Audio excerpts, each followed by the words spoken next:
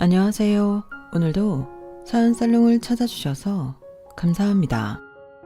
저는 부산에서 건설사를 운영하는 40대 여자입니다. 저는 10년 전 남편을 먼저 사고로 잃었어요.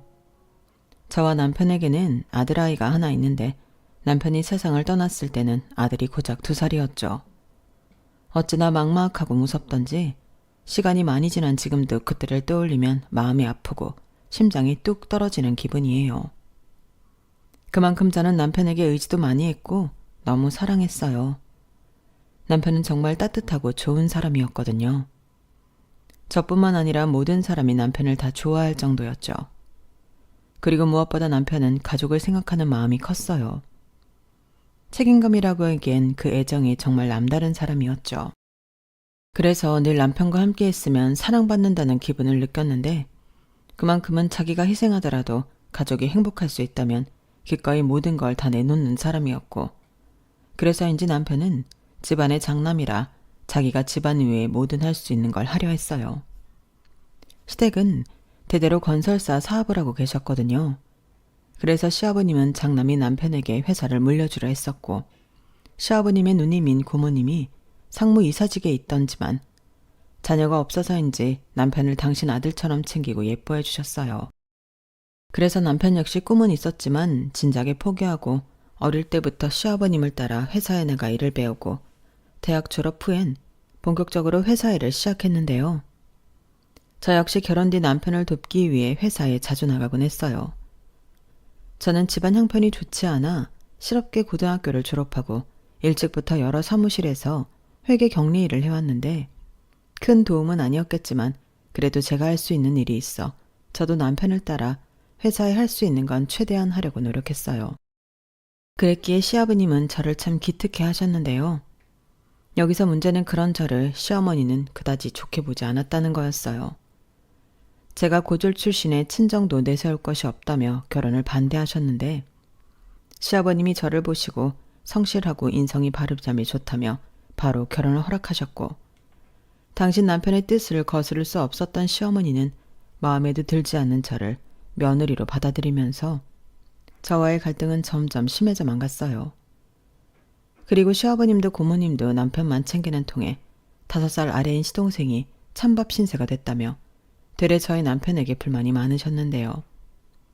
시동생에게 가야 할 사랑과 관심까지 남편이 모두 가져갔다고 생각하는 시어머니는 누가 보면 친엄마가 아니라고 생각할 정도로 가끔은 남편을 홀대하곤 하셨어요. 너는 네 아버지도 있고 고모가 싸고 돌잖아. 그런데 우리 석현이는 누가 있니?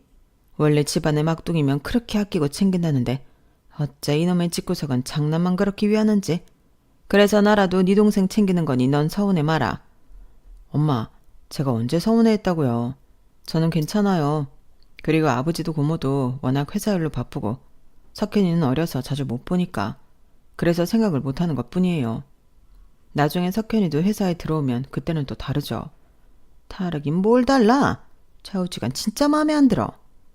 그렇게 시어머니는 정작 본인인 서방님보다 자기가 더 서운해하며 분해하셨어요.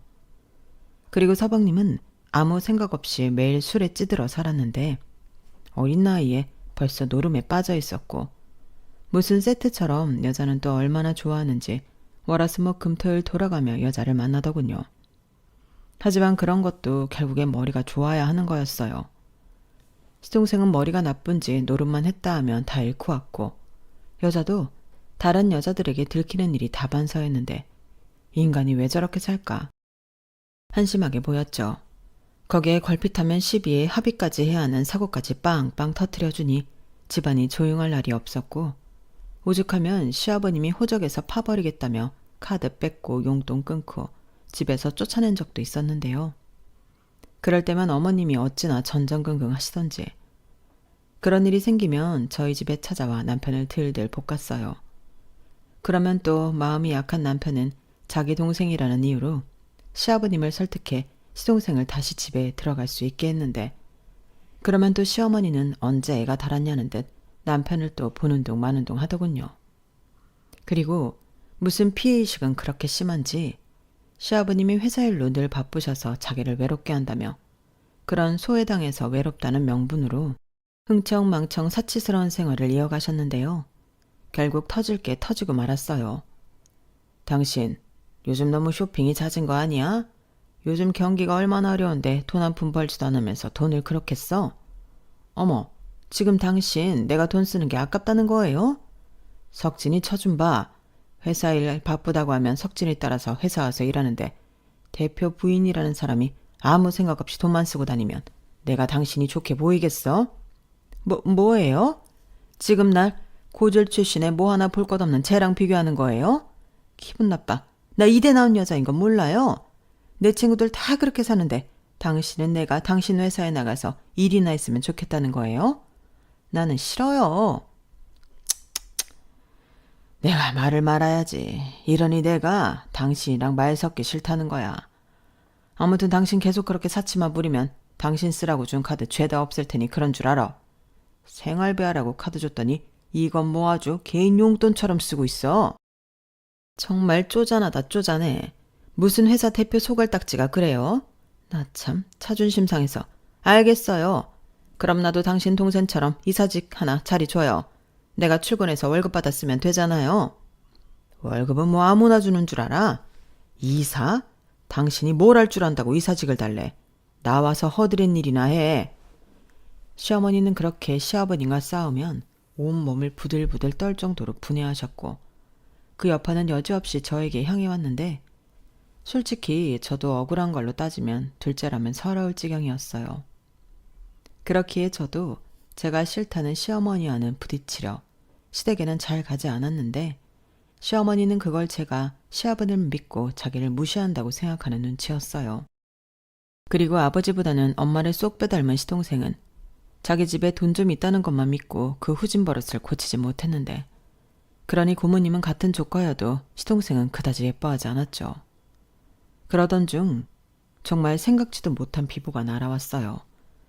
그날은 시아버님이 일주일 일정을 마치고 돌아오시는 날이었는데 운전기사의 졸음운전으로 고속도로에서 교통사고가 크게 났고 시아버님은 허무하게 세상을 떠나시고 마셨어요. 정말 예상할 수 없었던 일이기에 집안과 회사는 날벼락이 떨어진 듯 난리가 났고 고모님은 한동안 대표 대리직을 맡아 회사 경영에 참여하셨는데 이윽고 고모님은 남편에게 대표직을 물려주셨어요. 어차피 너한테 물려주려 했던 회사잖아. 이럴 때일수록 네가 흔들리지 않고 잘해야 해. 네 아버지가 어떻게 지킨 회사인 줄은 알지? 고모는 너 믿는다? 그래도 전 아직 준비가 안 됐는데요. 고모가 우선 회사 좀 맡아주시고 제가 준비가 되면 그때 주시는 게. 고모가 볼 때 너 괜찮아. 실무며 현장 일이며 너 경험도 많잖아. 거기에 거래처들 다 네가 후계인 거 알아서 네가 대표직 맡아서 일 처리하는 거 큰 어려움 없을 거다. 그래, 엄마 생각도 그래. 원래 네 아버지가 너한테 물려줄 회사였잖아. 엄마도 도울 수 있는 건 도울게. 이 회사가 어떤 회사니? 네 아버지가 청춘 바친 회사인데. 고모 말 듣자. 응, 석진아? 남편은 시어머니까지 나서서 말씀하시자 마음의 준비는 덜 됐지만 자기밖에 없다는 생각에 대표직을 수락했어요. 그러자 시어머니도 아들 혼자 회사를 맡는 게 불안하다며 평소 좋아하지도 않는 저까지 끌고 당신을 회사 운영에 참여시켜달라고 했는데 남편과 고모님이 이를 찬성해 저와 시어머니는 함께 정식으로 회사의 일원이 되었죠. 하지만 저는 남편과 함께 일한다는 기쁨보다는 걱정이 많았는데요. 그건 남편이 대표직을 맡은 날부터 아버지를 잃은 슬픔과 집안의 가장이 되었다는 책임감 때문인지 쉬자고 해도 쉬지 않고 연일 무리만 했기 때문이었어요. 거기에 고모님까지 실질적인 회사 일에 손을 떼면서 남편은 일에만 매달리고 살았는데 시아버님 대신이라는 그 자리가 그만큼 남편을 쉴 수 없게 만드는 것 같더군요. 그래서 저는 그런 남편을 옆에서 챙기며 제가 하나라도 더 하려고 노력했는데 그런 와중에 시어머니는 고모님의 직책에 앉아 남편의 등에 빨대를 꽂고 방탕한 생활을 이어가셨어요. 그렇게 3년 넘은 시간이 흘렀고 남편은 10kg 넘게 살이 빠지고 탈모까지 오는 등 점점 힘들어지는데 시동생은 어떤 여자와 속도 위반을 했다며 결혼을 하게 되었고 시어머니는 저 말고 며느리를 한 명 더 보게 되었는데요. 원래 저렇게 인자하고 좋으신 분이셨던 건지 작은 며느리에겐 무한정 애정을 쏟으셨어요. 아, 우리 소진이는 어쩜 뭘 걸쳐도 이렇게 훌륭하냐. 이러니 내가 너한테 뭘 안 사줄 수가 없다. 이것도 입어봐. 어머니, 저 지금 임신해서 배 때문에 이것들 다 사봤자 애기 낳으면 못 입어요. 그러지 말고 옷 말고 백 사주시면 안 돼요? 백은 애기 낳고도 들고 다닐 수 있는데. 안 되긴 왜 안 되겠니? 알았다. 그리고 너 입고 있는 것까지는 사라. 임신하면 뭐 벗고 다녀?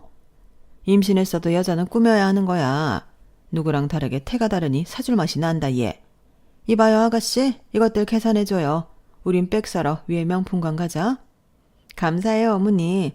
그나저나 저만 이렇게 받아서 형님이 서운하실 것 같아요. 형님 것도 하나 사주세요. 아니야 동서. 난 오히려 그런 건 불편해서 싫더라고. 그래, 원래 물건도 다 주인이 있는 법이다. 얘한테 이런 비싼 것들이 당치에 어울리긴 한다니? 너, 네 남편 거 샀으면 이만 돌아가라. 난 우리 둘째 며느리랑 쇼핑마저 하고 내친김에 저녁도 먹고 퇴근할 거니까. 회사에는 외근 나갔다가 밖에서 퇴근하는 걸로 처리 좀 해줘. 어머니, 이번 주 내내 계속 그러셨는데 앞으로는 어려울 것 같아요. 벌써 회사에 말도 들기 시작했고요.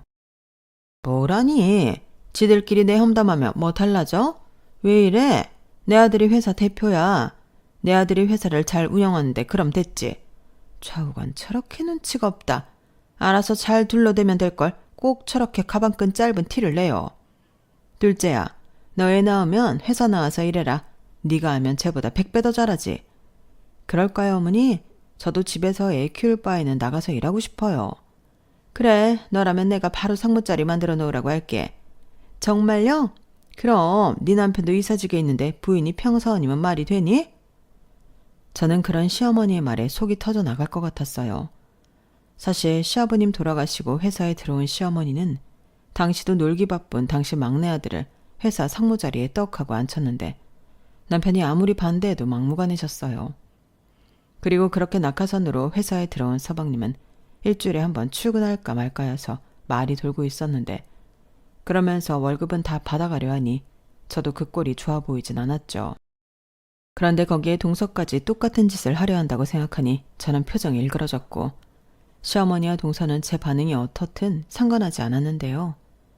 그해 아들을 출산한 동서는 정말로 회사에 낙하산으로 들어와서는 패션쇼 하듯 출근만 하고 밖에 나가 놀기 바빴어요. 그리고 그즈음 저도 기다리던 임신을 했고 남편은 저라도 회사에 그만 나오고 집에서 태교를 하길 원했지만 마음이 불안해서 회사를 쉴 수 없었죠.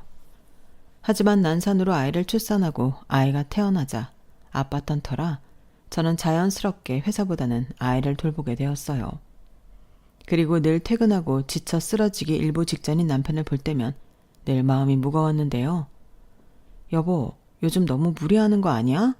그러다 자기 쓰러질까봐 너무 무서워. 일도 쉬엄쉬엄 해야지. 요즘은 옆에 나도 없어서 챙겨주는 사람도 없잖아. 괜찮아. 내가 아직 서툴러서 그래.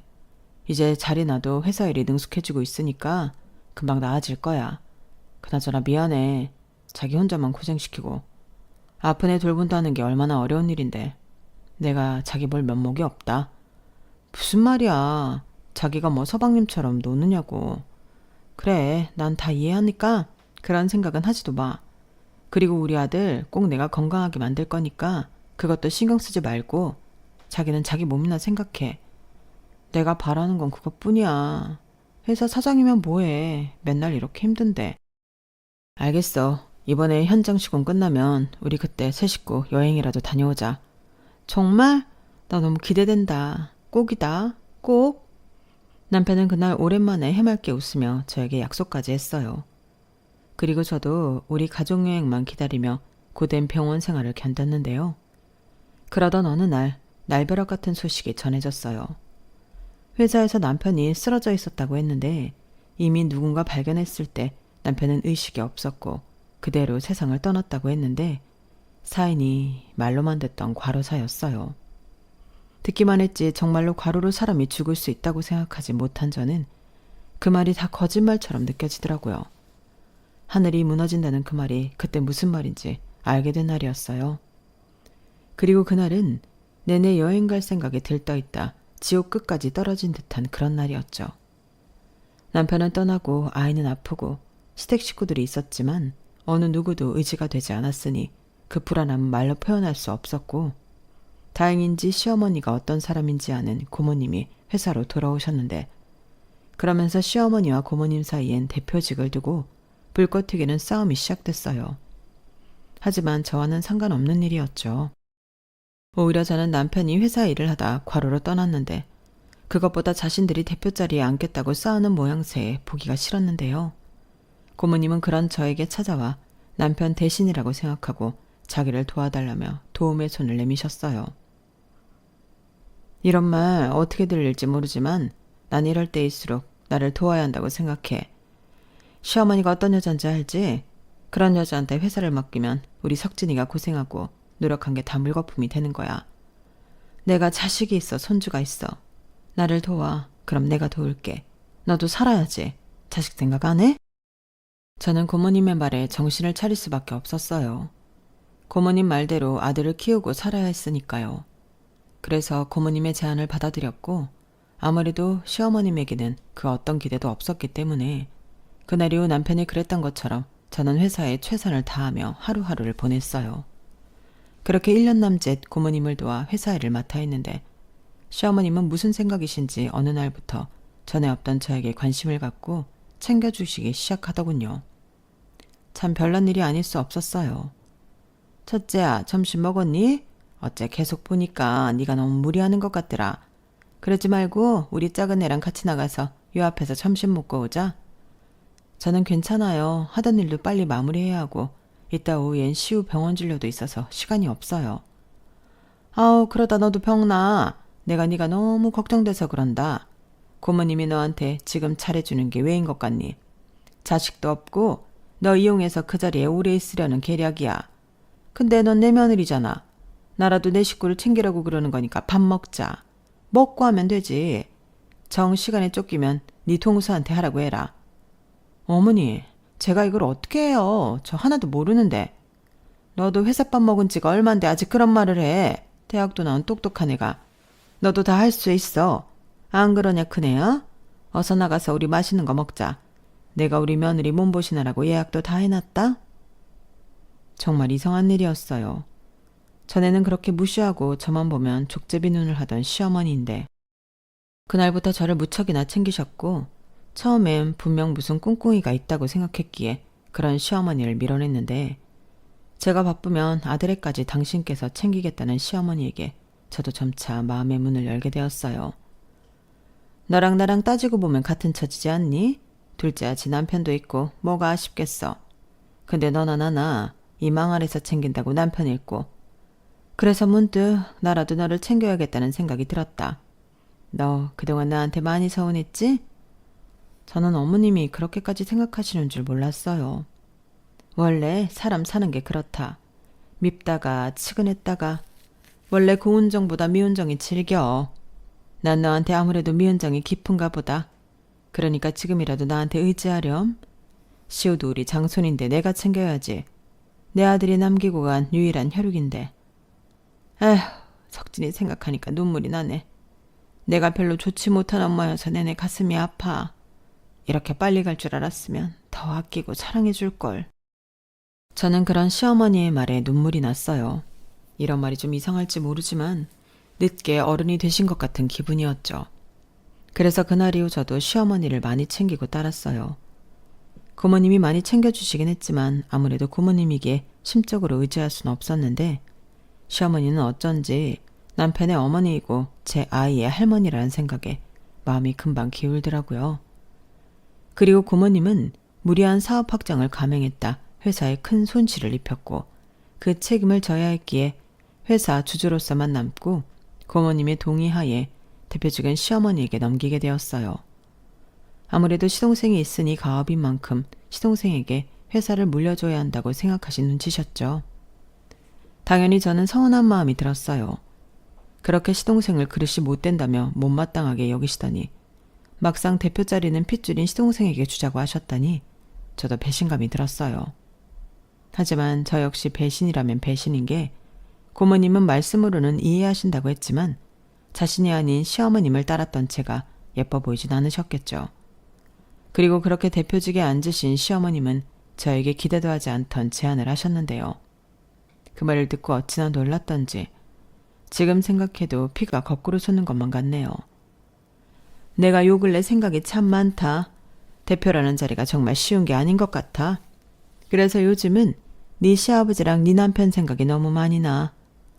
너랑 나만 있으니 하는 말이지만 석현이 걔가 대표를 맡을 깜냥이 안 되잖아. 아무리 가업이라고 해도 시우도 있고 난 내 다음 대표는 네가 맡았으면 한다.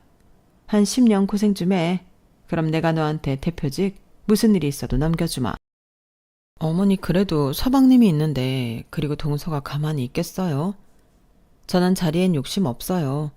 그냥 지금처럼 시우 키울 수 있게 회사에 다닐 수 있으면 감사하죠. 얘가 이렇게 겸손하다니까. 네가 그러니까 남한테 고졸이라고 무시당하는 거야. 나야 이제 네 능력을 알지만 남들이 뭐라고 생각하겠어? 막말로 내 아들이고 며느리지만 걔들이 회사에 나와서 뭐 일다운 일이라도 하기는 하냐?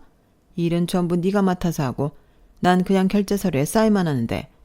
우리 회사 너 없으면 망한다. 그러니 그러지 말고 시애미 말 들어. 너 좋으라고 하는 거 아니고 우리 시우 미래를 생각해서 하는 말이야. 저는 그날 가슴이 뛰었어요. 시어머님이 저를 그렇게까지 생각할 줄은 정말 몰랐기에 시어머니의 말에 감동까지 받으며 그날 이후 제 회사라는 마음으로 거의 30대를 회사에 갈아 넣었어요. 일이라는 게 찾아서 하기 시작하면 정말 한도 끝도 없거든요. 그리고 여전히 해가 지날수록 하는 일에 비해 서방님과 동서의 연봉도 올랐는데 시어머님은 걔들 그거라도 있으니까 어디 가서 사고 쳐도 수습하고 사는 거야. 네가 그 정도는 좀 봐줘라.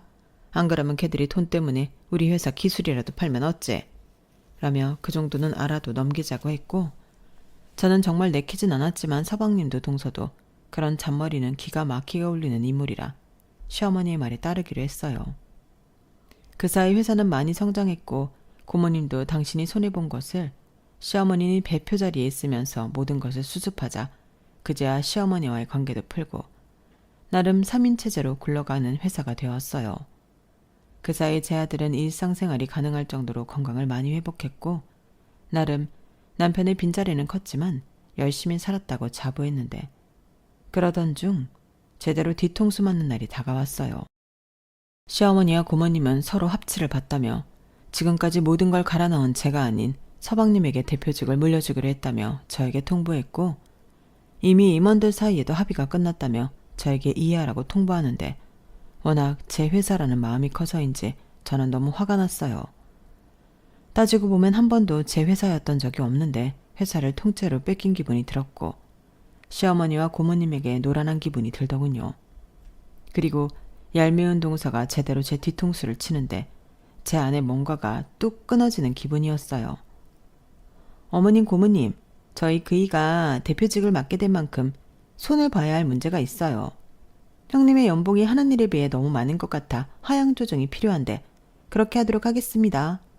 대표는 그이니까 이건 그냥 그렇게 한다고 말씀드리는 거예요. 그래라, 고모님 괜찮으시죠? 우리가 석현이한테 대표직을 준 이상 저희는 그저 한 발 물러나 있자고요. 저나 형님이나 그동안 이놈의 회사 일한다고 제대로 여행도 못 다니고 쉬지도 못했는데 이제는 회사가 제대로 주인을 만났으니 우리도 한가롭게 여유나 즐기면서 살아요. 그래 그러자고. 신혜 너도 이해해라. 우리도 어쩔 수 없어.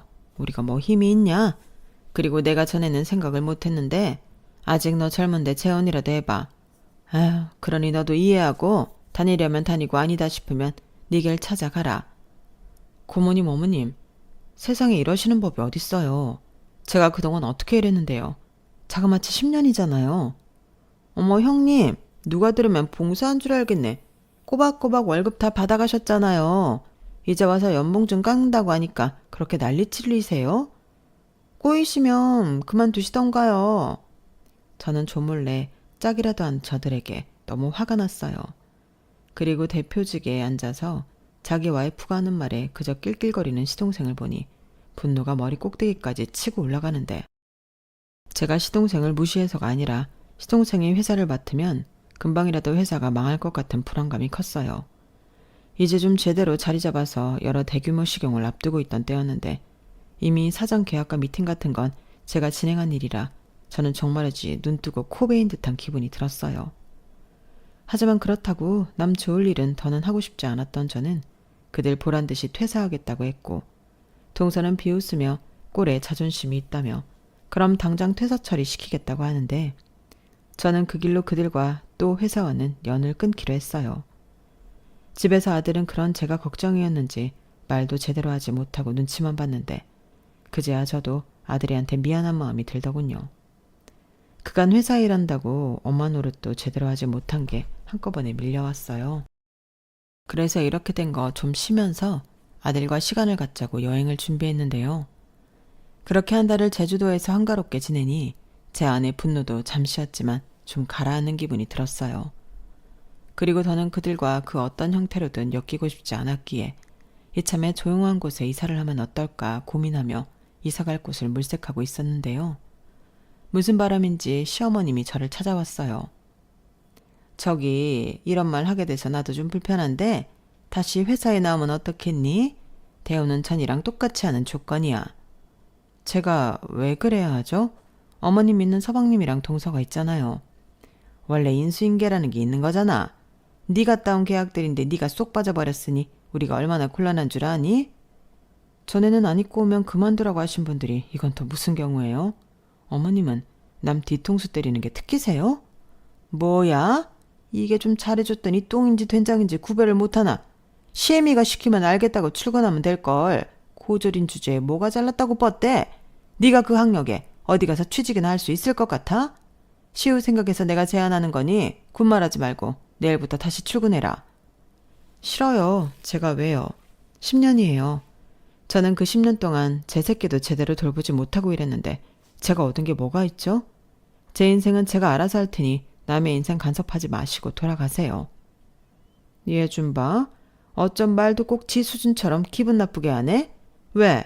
내가 지금 네가 아쉬워 보이니까 꼴에 튕겨보겠다는 거야? 알았다. 관둬라. 너 같은 애도 하는 걸 우리 애들이 못할까 봐. 그래. 너 혼자 어디 잘 먹고 잘 살아봐라. 나중에 네 새끼 앞장세워서 도와달라고 하기만 해봐. 너랑 우리는 남이다 남. 염려 마세요. 그럴 일이 없으니까 당장 돌아가세요. 그리고 불쾌하니까 다신 찾아오지 마세요. 저는 시어머니를 쫓아내다시피 집 밖으로 내보냈어요. 그리고 다음 날 회사의 여러 부장급 팀장들이 저에게 연락이 왔는데 아무래도 계약대로 시공이 어려울 것 같다며 대표인 서방님과 이사인 동서가 그 책임을 물어 해고하겠다고 협박을 하는 모양이었어요. 정말 생긴 대로 논다고 지들이 발로 뜰 생각은 하지 않고 사람만 찍어 누르려 하는데 겨우 가라앉힌 화가 들 끓더라고요. 그래서 당장에 회사에 쳐들어갔어요.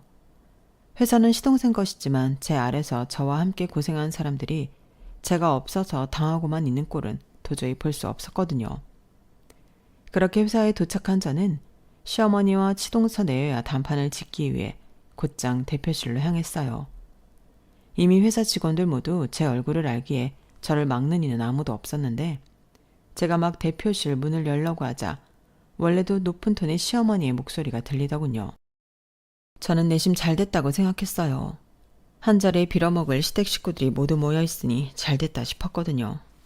그런데 제가 문을 연 순간 저는 제가 제 귀를 의심할 수밖에 없었어요. 그들은 자신과 함께 작당한 고모님을 몰아낼 계획을 세우고 있었던 것 같았는데 그런 과정에서 30년도 더 묵은 비밀을 털어놓고 있었거든요. 석현이 그리고 둘째 너 말 잘 들어라. 우리가 그 늙은 여우 같은 그 여자를 왜 내쫓아야 하냐면 네가 네 아버지 핏줄이 아니라서야. 엄마 지금 그게 무슨 말이야. 내가 아버지 핏줄이 아니라니. 어머니 그 말은 그러니까 어머님이.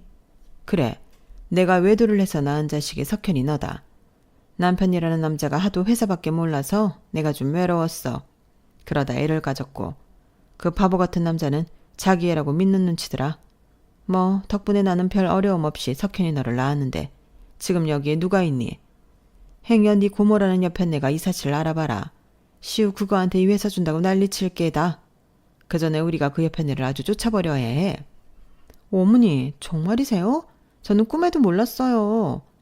어떻게 그런 어마어마한 비밀을 30년이나 넘게. 그러다 형님이라도 이 사실을 알면. 그건 걱정하지 마라. 내가 혹시 몰라서 가서 회사 출근 다시 하라고 했더니 아주 질색을 하더라.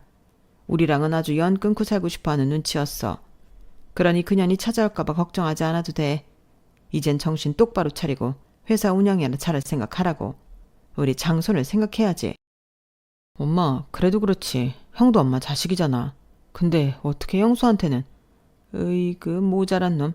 네 형이 내 아들이면 내가 그러겠니? 네 형은 네 아버지란 인간이 첫사랑이니 뭐니 하는 여자한테서 낳은 자식이야. 네 고모랑은 그걸 다 알면서 나나 너를 무시한 거라고. 그래서 나도 똑같이 대갚아준 것뿐이니까 형이니 형수니 그런 말 다신 꺼내지 마.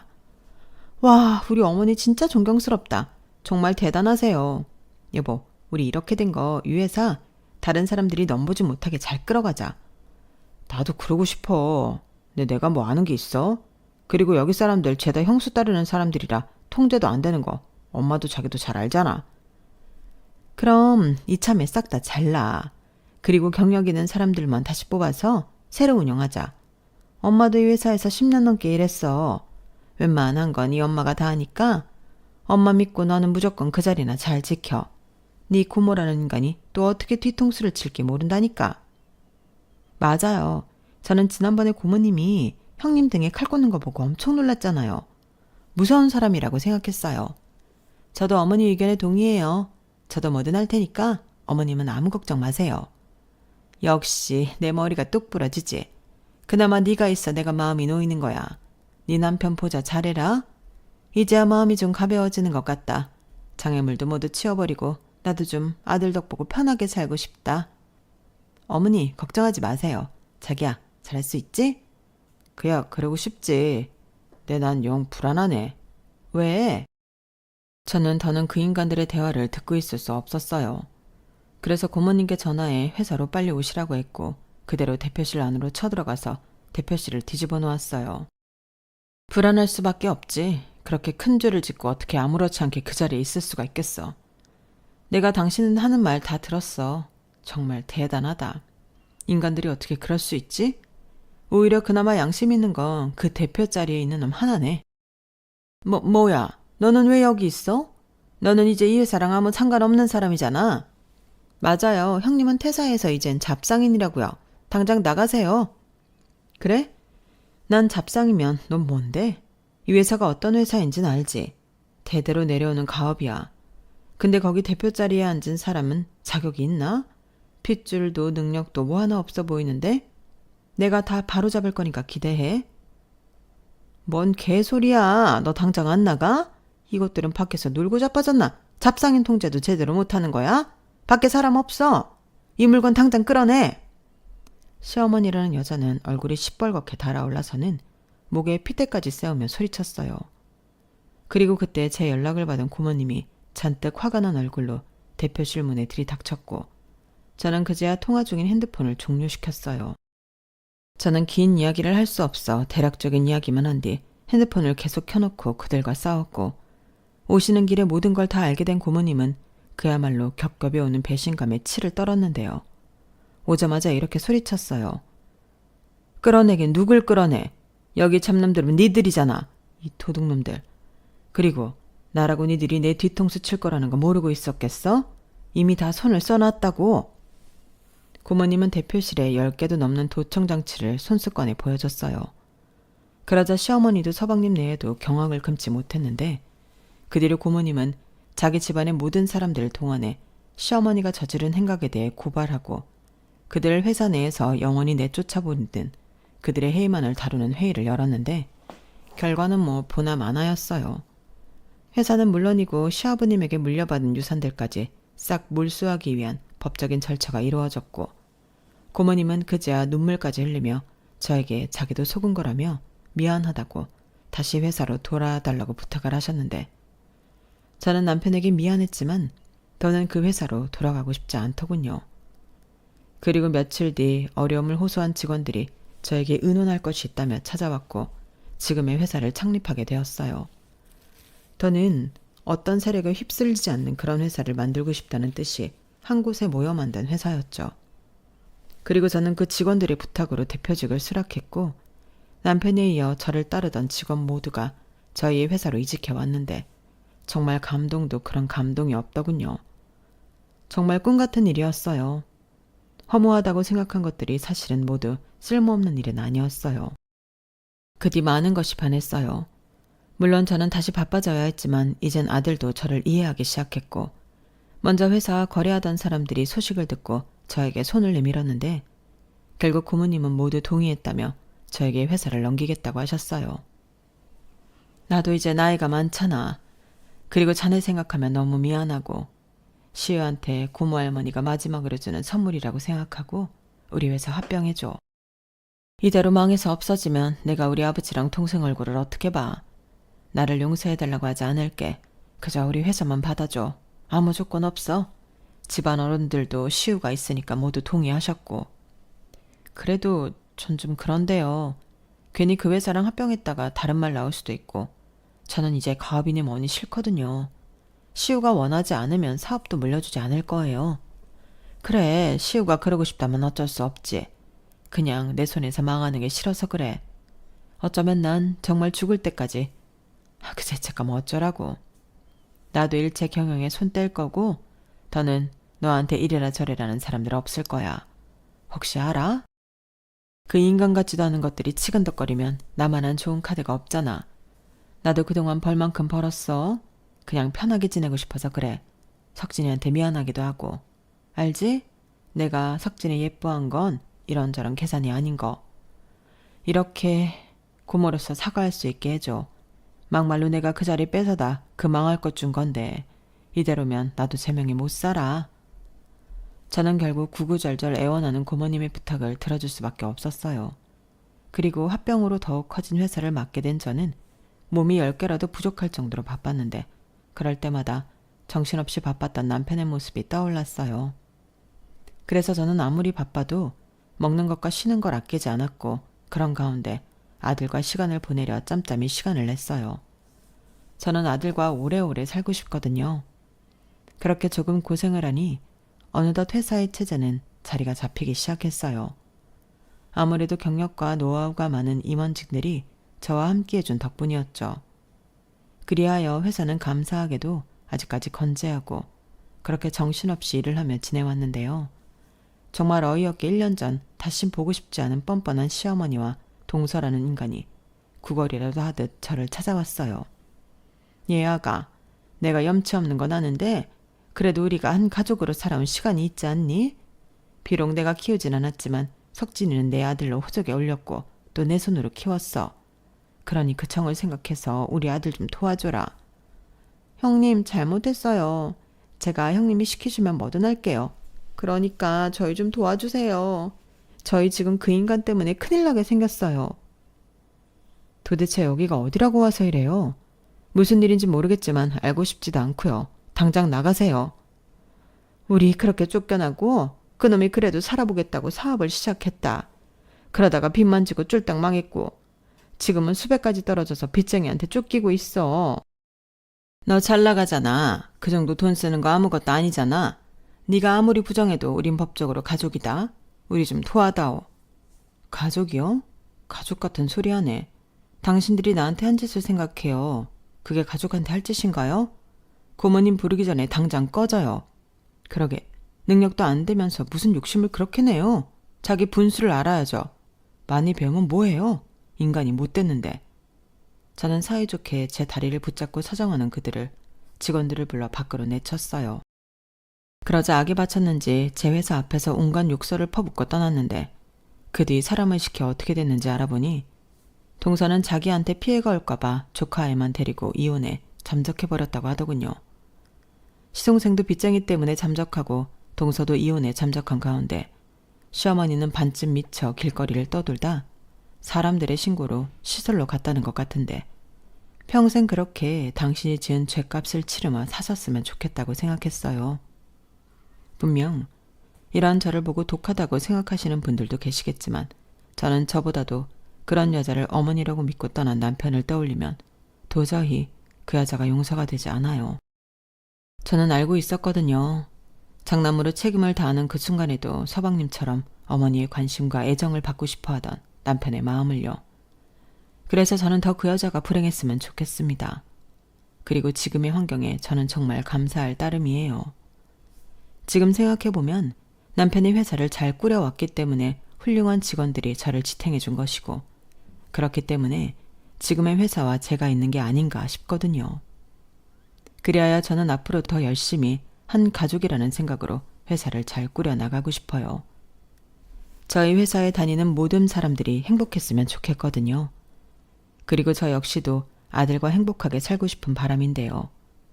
이 기회를 빌려 기꺼이 저를 따라 어려운 결정을 해주신 분들에게 감사의 인사를 전하고 싶습니다.